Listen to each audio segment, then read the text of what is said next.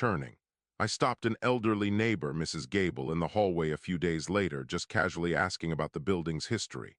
When I mentioned the odd closet in my living room, her face went pale. She lowered her voice. "Oh, the old nursery room, they used to say. Never mind, dear, just old wives' tales." But the way she clammed up and scurried away, it wasn't just old wives' tales. I couldn't shake it. The sounds continued, now more like soft whimpering interspersed with that unnerving hum. I started thinking about those bolts. They looked old and rusty, but the work holding them in place, the wood around them, looked much newer, almost like an amateur attempt to secure something quickly.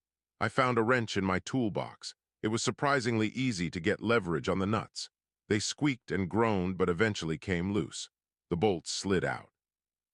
The old wooden door creaked open, not into a dusty storage space, but into a narrow, dark hallway. The air that wafted out was stagnant and cold, smelling faintly of mildew and something else, something sweet and sickly like old candy. My phone flashlight was my only friend as I stepped inside. The hallway was barely wide enough for me, maybe 6 feet long, before it opened into a small, windowless room. My light beam landed on a child's rocking horse, covered in a thick layer of dust, almost skeletal in the gloom. Next to it, on the grimy floorboards, sat a small, worn teddy bear, its button eyes staring blankly. I picked up the bear, my fingers trembling. As I did, a small, brittle, yellowed piece of paper fell out of a torn seam in its side.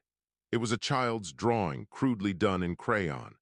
A stick figure family, but one figure was huge, menacing, and towering over the others. It was labeled in shaky, childlike script, "Mr. Henderson."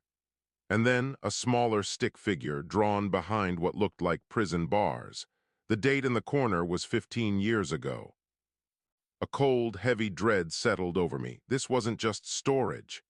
This was a hidden room clearly used by a child, and the drawing, "Mr. Henderson." The nursery Mrs. Gable mentioned. My mind raced, trying to piece it together. Was a child kept here? For how long? And what happened to them? Then the distinct click of my apartment door locking from the outside echoed down the narrow passage. I spun around, my phone light shaking. At the very end of the hidden hallway where the closet door had been, a shadow detached itself from the deeper darkness of my living room. Mr. Henderson's voice, raspy and low, carried through the stale air.